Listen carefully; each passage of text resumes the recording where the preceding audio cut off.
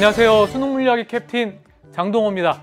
2020 4월 전국 연합학력평가 여러분들 보시느라 수고 많으셨습니다. 개학한 지, 등교한 지 이틀 만에 보았던 시험이기 때문에 그 어느 때보다 긴장감도 있었고요. 두려운 마음도 있었고 답답한 마음도 있었을 것이라고 생각을 합니다. 요 며칠 날씨가 비도 오고 바람도 많이 불고 그랬었는데 오늘 날씨가 굉장히 쾌청하고 맑았습니다. 하지만 그 날씨를 만끽하기에는 마스크를 쓰고 있는 여러분들의 모습이 참 안쓰럽게 느껴질 정도로 제대로 그 날씨조차 만끽하지 못했던 그런 하루였던 것 같습니다. 저희 학교에서 학생들의 시험 보는 모습들을 보니까요.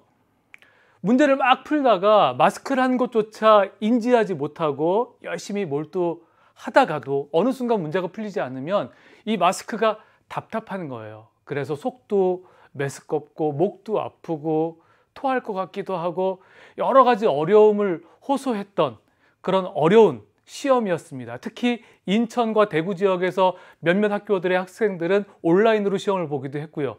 그 어느 때보다 어려운 환경에서 여러분들 수험 생활을 하고 있는데요.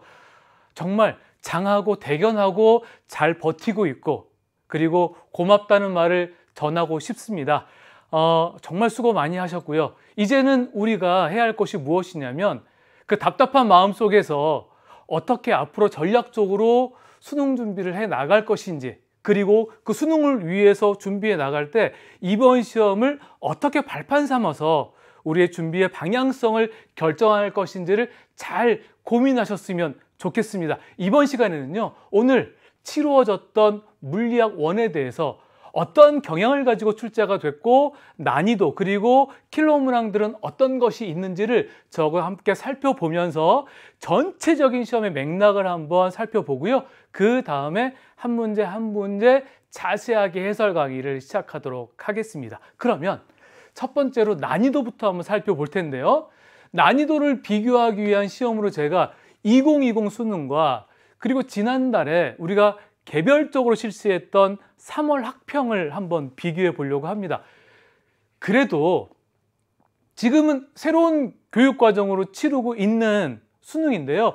2020 수능, 그때 문제가 어려웠습니다. 오늘 본 시험보다 어려웠고요. 지난달에 보았던 3월 학평보다 어려웠어요. 그리고 오늘 보았던 4월 학평의 문제는 지난달에 보았던 3월 학평에 비해서는 조금 어려웠습니다. 그렇죠? 여러분도 아마 두 번 시험을 본 친구들은 지난달에 비해서 훨씬 체감 난이도도 높았고요. 문제를 풀어내는 시간도 촉박했을 거예요. 왜냐하면 계산형 문제가 많이 출제가 됐거든요.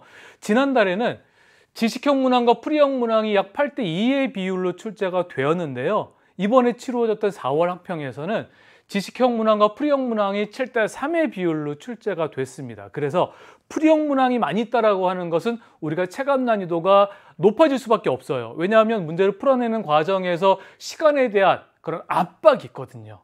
그렇죠? 그래서 아마 여러분들이 느끼기에 조금 어려웠은 그런 시험이었다라고 생각을 합니다. 그러면 단원별로 시험이 어떻게 출제가 됐는지 한번 살펴볼게요. 1단원 역학과 에너지는 총 7문항이 출제가 됐습니다. 3월 학평에서는 9문항이 출제가 되었죠. 그런데 2문제 정도가 줄어들었어요. 하지만 우리가 킬러 문항이라고 하는 것들이 전부 이 역학과 에너지 부분에서 출제가 되었기 때문에 문항 수는 3월에 비해서 조금 줄어들었지만 이제 문제를 풀어내는 시간과 체감 난이도 그리고 여러분들이 느꼈을 것들은 정말 어려웠던 부분이 바로 1단원 역학과 에너지입니다.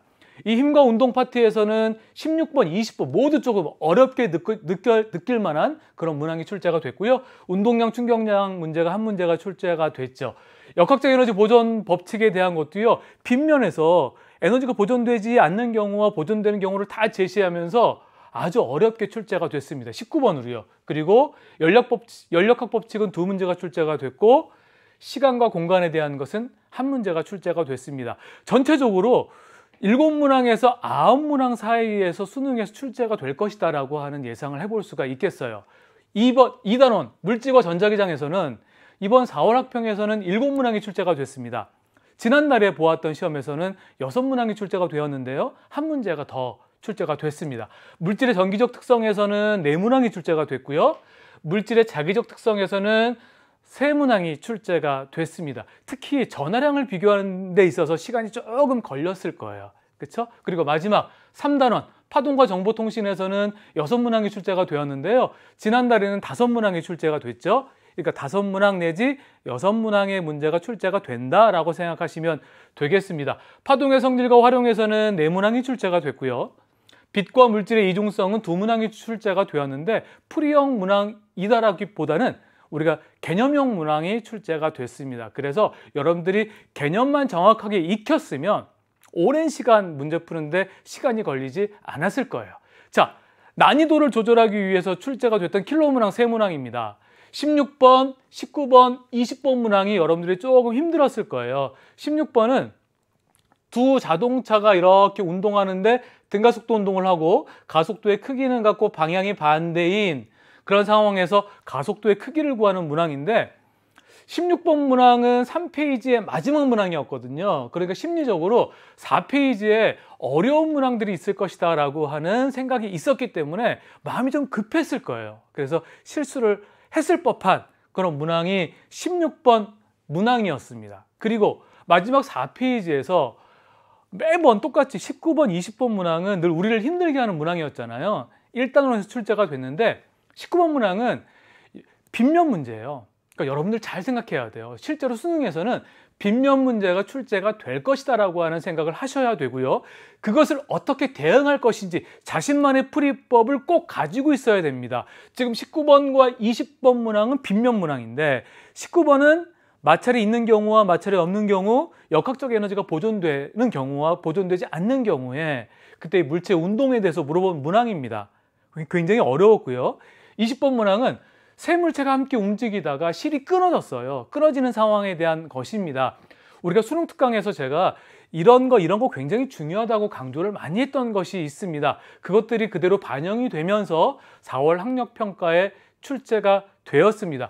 여러분들만 어려웠던 건 아니에요. 아마 오늘 시험을 본 모든 수험생들이 동일하게 어려움을 느꼈을 법한 문항들입니다. 이제 우리가 할 것들은 이런 것들을 앞으로 우리가 어떻게 준비해 나갈 것인지를 고민해야 하는 것이죠. 우리가 잘 알고 있는 아인슈타인 선생님이 그런 말씀을 했습니다. 시간의 상대성이라고요. 여러분 다 알 거예요.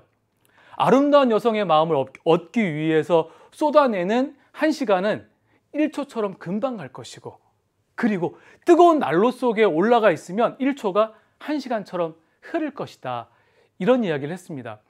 어려운 시간 속에서 시기에 여러분들 수험 생활을 하고 있는데 굉장히 어려울 거예요. 저는 여러분들의 마음을 잘 이해하지 못해요. 왜냐하면 저는 경험해 보지 못했거든요. 하지만 제가 알고 있는 건 여러분들이 많이 힘들 것이다 라고 하는 것입니다. 어떤 친구들은 왜 이런 어려움이 우리한테만 있어 라고 이야기할 수 있어요. 그리고 어떤 친구들은 시간이 많이 남아있지 않다라고 느낄 수도 있습니다. 중요한 것은요, 그 시간을 여러분들이 어떻게 효율적으로 잘 준비할 것이냐, 그것에 따라서 우리가 수능까지 남은 시간들이 누구에게는 오랜 시간처럼 준비할 수 있는 시간이 될 것이고요, 누구에게는 눈 깜짝할 동안에 그냥 시간이 지나가 버리는 그런 시간처럼 흘러갈 것입니다. 아무쪼록 어려운 시간 동안에 여러분들 준비 잘 하셔서요, 우리 좋은 결과를 얻었으면 좋겠고, 특히 이번 시험을 통해서 여러분 느꼈을 법한 개념의 중요성, 개념 정말 잘 정리해야 되겠다라고 하는 마음이 들었을 텐데, 우리 EBS에서 준비되어 있는 수능 특강을 통해서, 그리고 수능 개념을 통해서 여러분들이 남은 기간 동안에 수능에서 출제가 되는 필수 개념들을 잘 익히셨으면 좋겠습니다. 자, 그러면요, 우리 문제풀이에서 뵙도록 하겠습니다. 감사합니다.